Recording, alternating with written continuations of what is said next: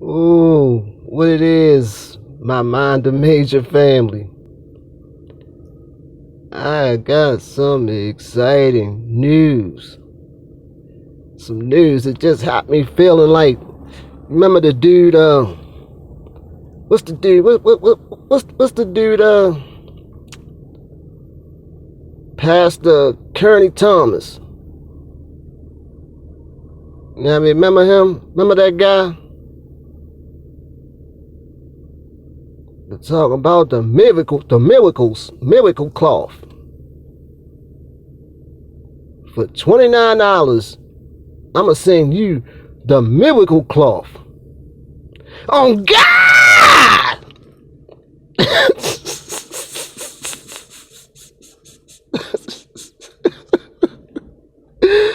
Oh man, where my dude go at?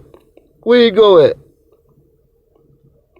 I'd love to see that dude on TV again. Oh God!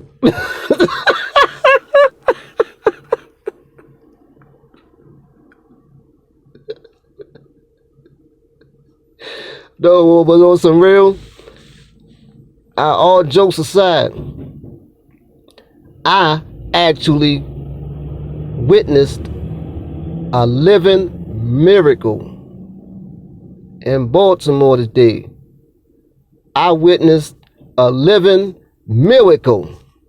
Oh God!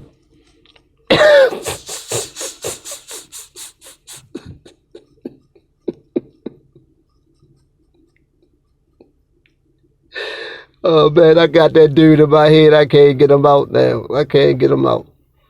I'm stop. I'm more than likely be in church tomorrow, repenting for that.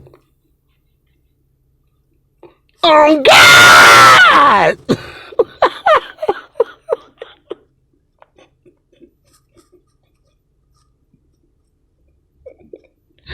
I hope dude can't sue me, man. But for real, I got a great niece that was born yesterday. And the miracle I witnessed was I got to see my great niece, whose name is Miracle. So I indeed got to witness a miracle in Baltimore today. But the story that goes along with it is how I be speaking all the time about youth leaving here so fast that they don't get a chance to live and experience a lot of things. It kind of ties in with that, what I wanted to say in regards to my niece actually had a daughter, gave birth to a daughter yesterday. My niece actually never got to see her father, my brother, in his physical form. She was born a month and a few days after he passed due to senseless violence in 1995. And the thing that kind of made me smile about the whole thing and just let me know that you could be gone from the physical, but you are still in tune through the spiritual, is the fact that when he passed, he was 24 years old. He was 24 when he had his first daughter.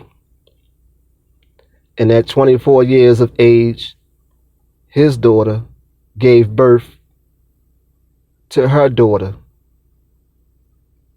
which tied in together. And it just made me think about it, because I'm, just like I say, words are important. I'm into numbers as well. Numbers are important, just as important, excuse me, as words are. Because if you think about it, life main components is comprised of a gang of words and numbers. Life is pretty much all words and numbers. But the main thing I wanted to tie into the story which I'm relaying right now is just, I got so much joy from looking at her. Just from looking at her, and I could only think about how it would have been for my brother to actually be here, to see, to lay eyes on his actual first granddaughter, because he got to actually spend time with my daughters before his passing, and he spoiled them. He actually spoiled them. He loved my daughters to death, but he didn't have a girl. He never actually had a girl before his passing. But he loved my daughters to death, so I can only imagine the way he would feel today being at the hospital and laying eyes on his granddaughter. I know he would have been overjoyed. It would have blown his mind. It would have blown his mind. And I'm not going to go into a deep thing about my brother and his passing and all of that. But what I will say is, I'm not sure if he actually knew that he was having a daughter. I think he did. But I know we spoke before his passing, and he was telling me how he was getting ready to completely change his life, how he was going to stop doing certain things and start doing the right thing, because he was about to have a daughter, and it was like it triggered something in him. But unfortunately, he never got to experience that in the flesh. Even though I know he's been there the whole time. I know he's been there the whole time watching over her as well as watching over the rest of the family. But I know it's nothing like being able to experience it firsthand. And that's why I say, far as these young people not having a chance to actually experience life, it is so much more to life than having a good time for a short period of time. It truly is, it's not just words. It truly gets greater later. Those words are so true. It gets greater later when you get to see your children grow up and do the things that you maybe never had a chance to do, or be the person you never had a chance to be. Nevertheless, get to see the birth of a third generation and witness it all over again. Not just witness it, be a part of it.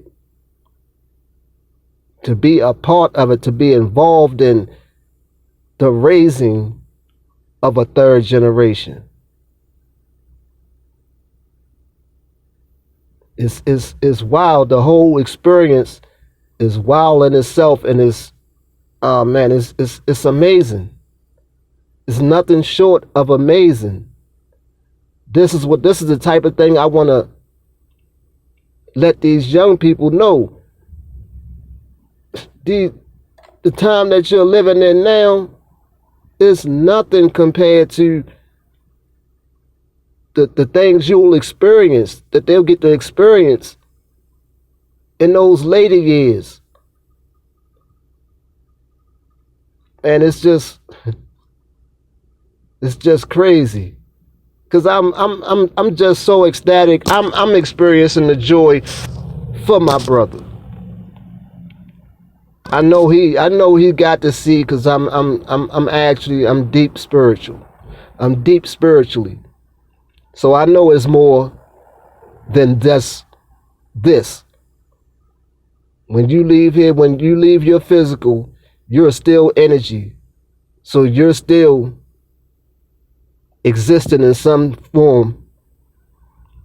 And I do believe that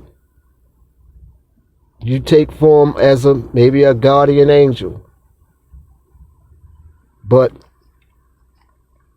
I'm just so, since he can't be able to experience the joy, trust and believe me, I'm doing it for him. Oh God!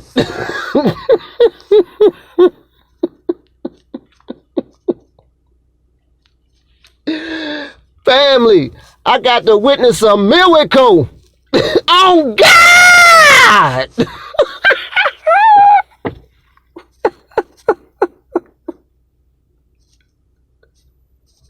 See, and those that know, those that actually know, had a chance to actually spend any time with my brother and knew my brother, they know what it is. They know what it is. My brother was a very special kind of person. In his 24 short years, I mean, he still has people that remember him to this day. And his whole aura. You couldn't be sad around him even if you were. By the time you left him, I don't care what was going on. He would have you, if you ain't cracking up in laughter, you would at least be grinning or smiling.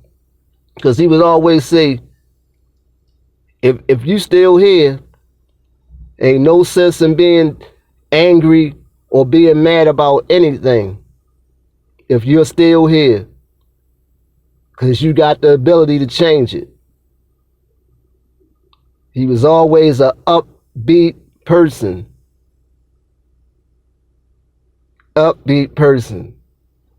So that's why I'm really enjoying the situation as he would have enjoyed it. And that's the only thing that could come to my, the first thing that came to my mind was that pastor.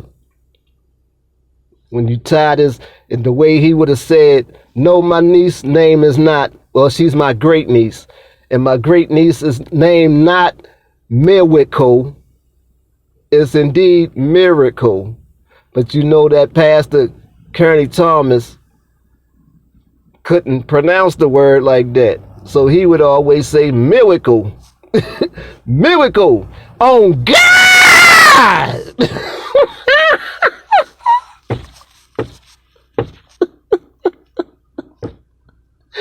Oh man, I'm going to be in church first thing tomorrow morning.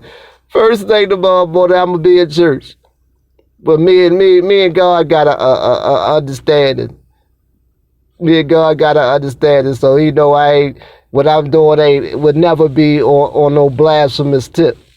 I'm just happy. I'm just happy, and I'm happy for my brother. I'm happy for my niece. I'm just happy for the family. You understand what I'm saying? We just gained another mind of major family member, y'all. So everybody, I don't care how you do it, everybody watching this video, I want you to welcome my great niece, Miracle, in some way, shape, or form. And you doing that, I'll send you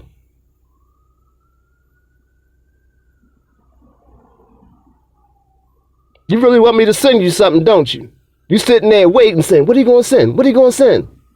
I'll send you a paper towel with tap water on it. Oh, God!